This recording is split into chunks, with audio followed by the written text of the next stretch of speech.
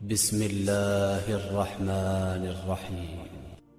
جب حضرت ابو ذر رضی اللہ تعالیٰ عنہ نے بلال رضی اللہ تعالیٰ عنہ کو کہا، اے کالی کلوٹی ماں کے بیٹے، اب تو بھی میری غلطیاں نکالے گا، بلال رضی اللہ تعالیٰ عنہ یہ سن کر غصے اور افسوس سے بے قرار ہو کر یہ کہتے ہوئے اٹھے، خدا کی قسم میں اسے ضرور بالضرور اللہ کے رسول صلی اللہ علیہ وآلہ وسلم کے سامنے اٹھاؤں گا۔ یہ سن کر اللہ کے رسول کے چہرے کا رنگ بدل گیا۔ ابو ذر، کیا تم نے اسے ماں کی آر دلائی؟ تمہارے اندر کی جہالت اب تک نہ گئی؟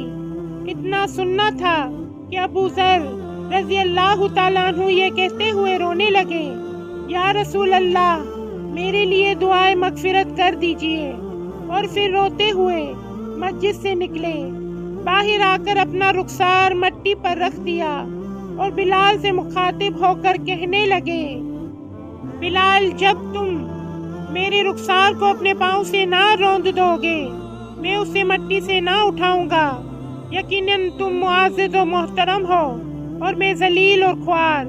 یہ دیکھ کر بلال رضی اللہ تعالیٰ عنہ روتے ہوئے آئے اور ابو ذر سے قریب ہو کر ان کے رخسار کو چوم لیا اور بے ساختہ گویا ہوئے، خدا پاک کی قسم میں اس رخسار کو کیسے روند سکتا ہوں جس نے ایک بار بھی خدا کو سجدہ کیا ہو۔ پھر دونوں کھڑے ہو کر گلے ملے اور بہت روئے، اور آج ہم ایک دوسرے کی ہزاروں بار دل آزاری کرتے ہیں۔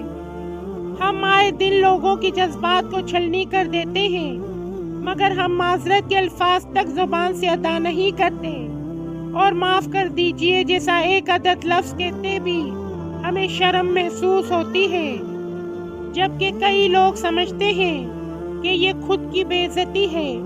ہم سب مسافر ہیں اور سامان سفر نہایت ہی کم ہے۔